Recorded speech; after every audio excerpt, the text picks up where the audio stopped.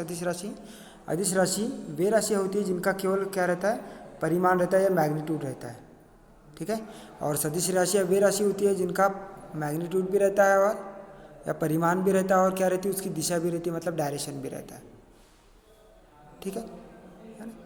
तो अब हम उसके क्षेत्र को रिप्रेजेंट करना है, मतलब अदिश क्षेत्र को और सदिश क्षेत्र को, तो क्या होगा, ऐसा क्षेत्र होगा जहाँ पर किसी अदिश राशि को हम उसके केवल परिमाण के रूप में या उसकी स्थिति के द्वारा प्रदर्शित करते हैं, वो क्या कहलाता है, अदिश क्षेत्र कहलाता है। देखो क्या लिखा हुआ है, यदि कोई स्केलर या अदिश राशि किसी क्षेत्र में, है ना, क्षेत्र मतलब ऐसा क्षेत्र होगा जिसमें अदिश राशि आकाश में बिंदु की स्थिति XYZ पर क्या करती है, निर्भर करती है ना, उस क्षेत्र को क्या कहते हैं, अदिश क्षेत्र कहते हैं।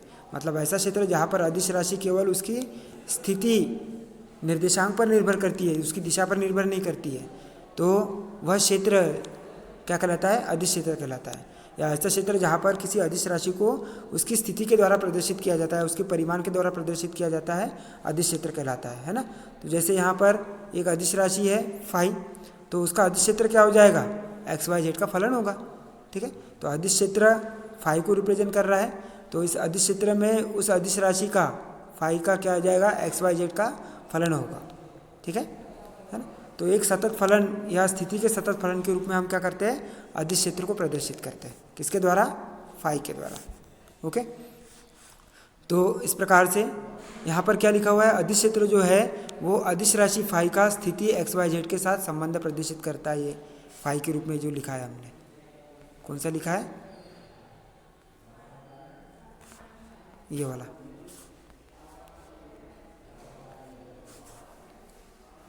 ये वाली जो लिखा है कि नहीं अपन ने, ये फाई जो है वो फाई XYZ का फलन है, मतलब यहाँ पर कोई अदिश राशि जो है वो XYZ का फलन है, ठीक है ना। और स्केलर फलन जो होता है क्षेत्र के प्रत्येक बिंदु पर एकल मान होता है। अब एकल मान कैसे होता है, जैसे ये एक क्षेत्र है तो इसके प्रत्येक बिंदु पर उसका मान एकल रहेगा, एक ही रहेगा, है ना।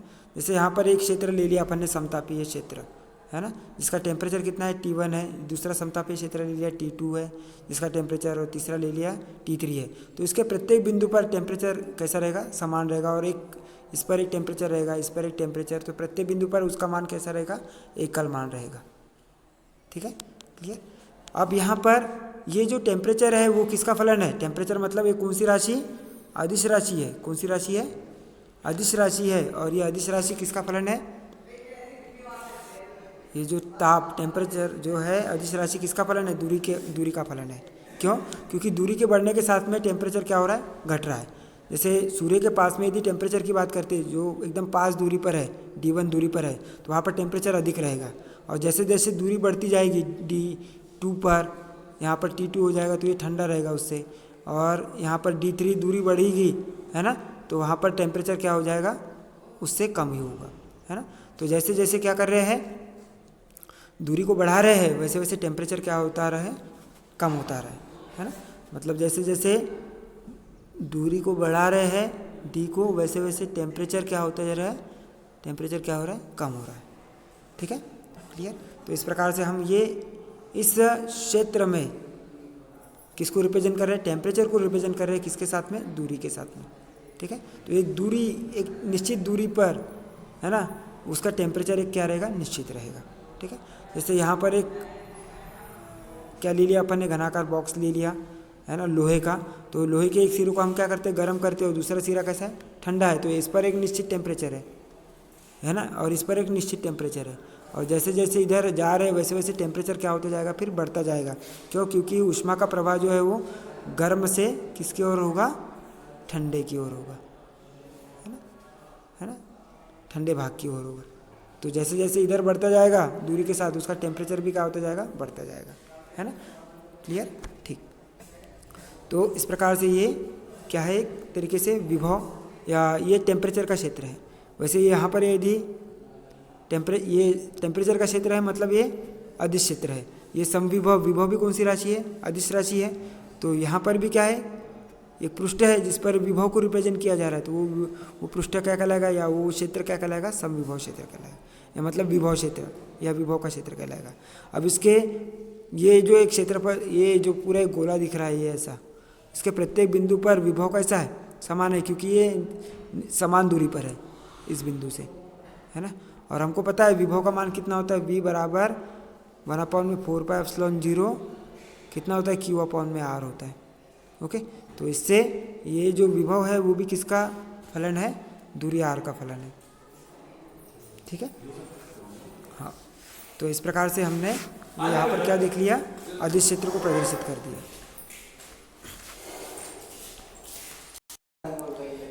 अब हम देख रहे हैं क्या, ये समतलीय पृष्ठ है। क्या देख रहे हैं, समतलीय पृष्ठ, समतापी पृष्ठ और समविभव पृष्ठ है। तो ऐसा तल या ऐसा पृष्ठ जिसके प्रत्येक बिंदु पर क्या होता है, फाई का मान या अदिश राशि का मान कैसा रहता है, समान रहता है, तो वो क्या कहलाता है, समतलीय पृष्ठ कहलाएगा। जैसे एक समतल है तो इसके प्रत्येक बिंदु पर विभव का मान क्या रहेगा, समान रहेगा। या कोई भी एक अदिश राशि है तो उसका मान कैसा रहेगा, समान रहेगा, तो ये क्या कहलाएगा, समतलीय पृष्ठ कहलाएगा। ठीक है, इसके पश्चात समतापीय पृष्ठ की बात करते तो ये जो हमने जो ये सूर्य वाला जो निकाला था, है ना, ये सूर्य का, तो इसके ये वाला जो पृष्ठ दिख रहा है, ये वाला पहला वाला, है ना, ये वाला, तो इसके प्रत्येक बिंदु पर टेम्परेचर क्या रहेगा, समान रहेगा। तो ये क्या कहलाएगा, ऐसा पृष्ठ जिसके प्रत्येक बिंदु पर ताप जो है वो कैसा है, समान रहता है, तो वो क्या कहलाता है, समतापीय पृष्ठ कहलाता है। ये किसमें, तापीय क्षेत्र में, है ना।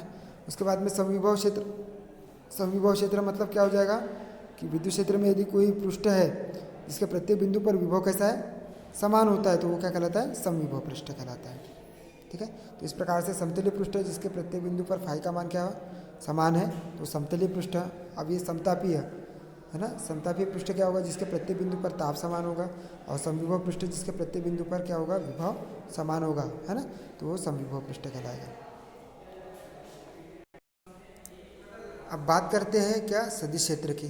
तो सदिश क्षेत्र में क्या होता है कि ऐसा क्षेत्र होता है जिसमें कोई सदिश राशि को एक निश्चित परिमाण और एक निश्चित दिशा के द्वारा क्या किया जाता है, व्यक्त किया जाता है, तो वह क्षेत्र क्या कहलाता है, सदिश क्षेत्र कहलाता है ना। तो सदिश क्षेत्र में क्या होता है, यदि कोई भौतिक राशि जिसको अपन बोलेंगे सदिश राशि f किसी क्षेत्र में आकाश में बिंदु की स्थिति किस पर, XYZ पर, और क्या करती है, दिशा पर क्या करती है, निर्भर करती है। तो किस पर निर्भर कर रही है, XYZ और दिशा पर निर्भर कर रही है, तो उस क्षेत्र को क्या कहते हैं, सदिश क्षेत्र कहते हैं। मतलब ऐसा क्षेत्र क्या, ऐसा क्षेत्र जिसमें कोई सदिश राशि उसकी स्थिति मतलब उसका परिमाण और उसकी दिशा के द्वारा व्यक्त किया जाता है, तो वह क्षेत्र क्या कहलाता है, सदिश क्षेत्र कहलाता है।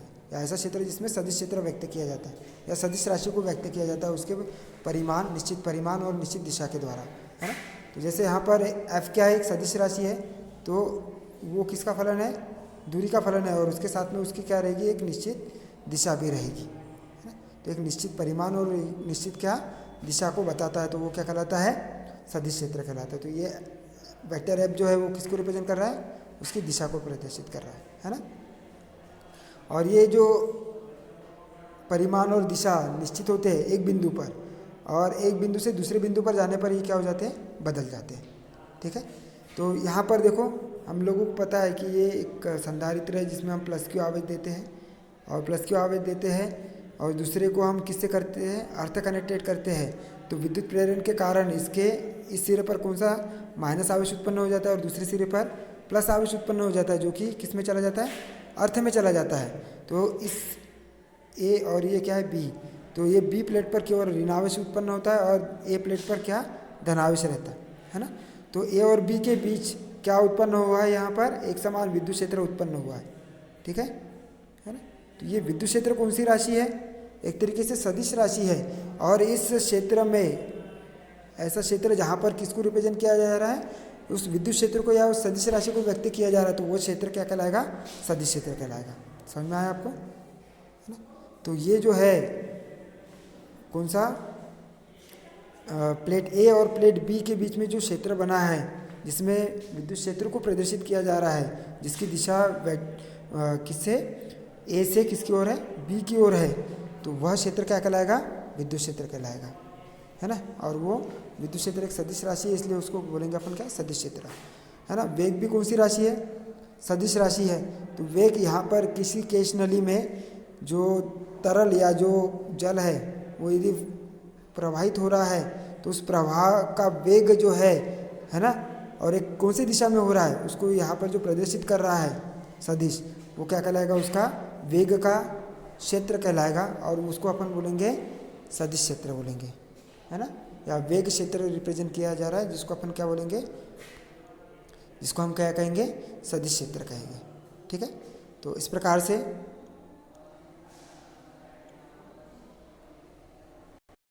हमने देखा अभी क्या कि उदाहरण कौन सा देखा कि किसी तरल में वेग का वितरण जो है, ये किसी तरल में वेग का वितरण, वेग भी कौन सी राशि है, सदिश राशि, इसलिए सदिश क्षेत्र कहलाएगा। तो ये सदिश वेग का वितरण एक सदिश क्षेत्र को रिप्रेजेंट करता है। एक समान विद्युत क्षेत्र में विद्युत क्षेत्र की तीव्रता, ये जो लिखा है अपन ने, ये विद्युत क्षेत्र में विद्युत क्षेत्र की तीव्रता है ना, ठीक, ये विद्युत क्षेत्र की तीव्रता को रिप्रेजेंट कर रहा है, तो ये भी क्या है, सदिश क्षेत्र को प्रदर्शित कर रहा है। चुंबकीय क्षेत्र में चुंबकीय क्षेत्र की तीव्रता है ना, जैसे ये एन है, एन ध्रुव है, और ये कौन सा ध्रुव है, एस ध्रुव है, तो उसकी दिशा ये किसको रिप्रेजेंट करती है, वेक्टर बी को रिप्रेजेंट करती है ना। तो ये क्या रिप्रेजेंट कर रहा है, चुंबकीय क्षेत्र की क्षेत्र को रिप्रेजेंट कर रहा है, तो यहाँ पर ये सदिश क्षेत्र कहलाएगा।